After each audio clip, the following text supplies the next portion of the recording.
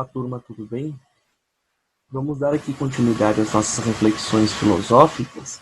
Vocês vão perceber que eu estou espelhando o meu notebook, ok? Então, esse vídeo ele está sendo confeccionado bem de modo muito caseiro, tá? De modo muito simples. Então, eu estou espelhando aqui o meu computador, a tela do meu computador, e a gente vai navegar um pouco por alguns materiais. Vocês vão perceber que o material projetado aqui, inicialmente, é a nossa apostila. Eu estou com a apostila eletrônica, eu acredito que a paginação deve ser a mesma. Então, a apostila, a página 17, título Retórica e Dialética. Vejam só, uma breve retomada de tudo aquilo que nós já falamos em filosofia. Nós começamos, aquela frase célebre que eu comentei com vocês, nós começamos do começo, o que parece redundante, mas não é. Nós começamos do início, né, daquilo que teria originado a filosofia. Então, nós falamos sobre a mitologia grega, ok? E antes da filosofia existia, antes desse pensamento mais lógico, desse pensamento mais racional, desse pensamento que busca provas, que busca algo concreto na natureza, o grego passa muito tempo buscando explicações pela mitologia, ok? Pela cosmogonia e pela teogonia, ok? Figura dos deuses, dos semideuses, dos heróis, todas aquelas histórias fabulosas, e que não significam histórias mentirosas, mas o mais importante é perceber a mensagem que a história quer nos passar. Pois bem, nós vimos também que, à medida de uma transformação histórica, ok, e pela qual vai passando a Grécia Antiga, os mitos eles vão perdendo força, essa explicação mitológica menos racional vai perdendo força. Deixa eu projetar aqui para vocês um material que eu vou disponibilizar, ok? Esse material aqui, vocês vão perceber, eu gostaria que vocês fizessem a leitura, obviamente, à medida que eu disponibilizar para vocês em PDF. Tem um título aqui, Uma Nova Ordem Humana. Esse material aqui, ele vai retratar justamente algumas mudanças mais concretas pelas quais passa a Grécia Antiga e que irão acontecer no meio, no interior da sociedade grega, que vão possibilitar o surgimento da filosofia, ou seja, desse pensamento mais racional. Há um, havia, na verdade, uma dúvida histórica, inclusive, sobre como teria surgido a filosofia. Ou seja, será que ela surgiu do nada? Será que ela seria um milagre grego? Okay? E, obviamente, ela não é um milagre, alguma coisa que aconteceu do nada. Né? A, a filosofia ela é fruto de uma transformação histórica. E esse material, o início dele, vai tentar mostrar essas transformações. Tá? Então, vai falar aqui um pouco sobre a intervenção a invenção, desculpa, da escrita e da moeda, que foi muito importante, a invenção da lei escrita, não mais só falada, e a fundação da polis, daquilo que vai se chamar de cidade-estado. Quer dizer, são três características que não são as únicas, mas são três características fundamentais que surgem no interior da sociedade grega ao longo do tempo e que vão fazer toda a diferença, ok? Para a mentalidade do homem grego. Então, esse material aqui, ele vai brevemente explicar, o início dele vai brevemente explicar para vocês o que consistiu a invenção da escrita, no que consistiu o surgimento da moeda e no que consistiu a lei escrita, ok? Pois bem, dito isso, nós temos que perceber uma coisa. Há uma característica aqui muito importante, que é uma característica da sociedade grega, que é o surgimento das cidades-estado, ou seja, é o surgimento das chamadas poleis. Vocês devem estar lembrados das aulas de história de vocês, que a Grécia Antiga, ela era dividida, o território grego não era um território unificado, cujo, cujo território era considerado um país independente, como nós conhecemos hoje a ideia de nação, de país, o conceito de nação. Muito pelo contrário, a Grécia Antiga ela era dividida em várias cidades-estado. Digamos que seriam países dentro do mesmo território. Cada cidade-estado dessa era independente, ok? De tal modo que eu tinha Esparta, eu tinha Atenas, eu tinha Tessália, eu tinha Corinto, eu tinha... agora me fugiu outra palavra lá, Macedônia, lembrei, Macedônia. Então eu tinha uma série de cidades-estado, ok? Que configuravam essa geografia, esse espaço geográfico chamado Grécia e Grécia, que é a Grécia Antiga. Por que é muito importante a fundação, a origem, a gênese, o surgimento da política? Ok? Porque com as cidades-estado, com o surgimento da noção de política, vai surgir uma figura muito, muito, muito importante dentro desse contexto e uma forma de governo que vai marcar todo o território, ou grande parte do território grego. Eu me refiro à democracia.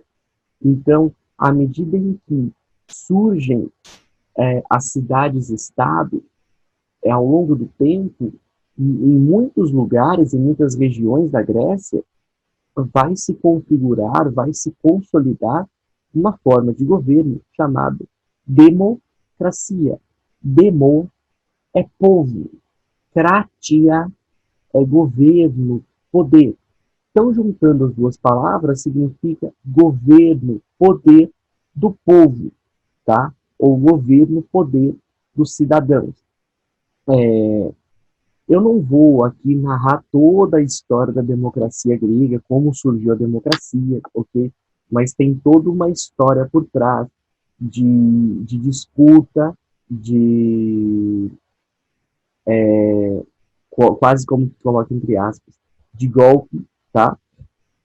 Promovido pelo próprio povo, daí a democracia ser o poder do povo. O fato é o seguinte, com o surgimento da democracia, com essa forma nova de governo, o homem grego, sobretudo em Atenas, que se torna, nós consideramos assim, uma espécie de capital da Grécia. A gente está falando ali do século VII, século VI antes de Cristo, ok? Quando se consolida definitivamente essa ideia de democracia. O fato é que, com a figura da democracia, se consolida também a figura do cidadão. Vocês devem estar lembrados lá das aulas de história de vocês, a ideia de cidadania na Grécia Antiga, principalmente em Atenas. O cidadão, ou a democracia, ela tem um lado negativo na Grécia Antiga, que era a exclusão. Se eu tenho a figura do cidadão de um lado, eu tenho toda uma outra figura excluída de outro lado. Então, mulheres, crianças, escravos, estrangeiros, nenhuma dessas figuras era considerada cidadã, ok? O cidadão. Toda essa todas essas pessoas, elas eram excluídas da ideia de cidadania. Quem eram cidadãos? Homens maiores de 21 anos, em Atenas, ou nascidos na cidade, em Atenas especificamente, o indivíduo deveria ser filho de atenienses. Então eu tenho um grupo muito restrito, acredita-se que nós estamos falando de entre 10 e 14% da população só. O fato é que a democracia na Grécia Antiga, ela vai marcar toda uma configuração muito importante, ok? E vocês vão concordar comigo, é tão importante que hoje nós lutamos pela democracia. Ou seja, nós buscamos sempre um Estado, uma sociedade democrática, tanto quanto possível. Ou seja, essa inspiração democrática surge lá na Grécia Antiga.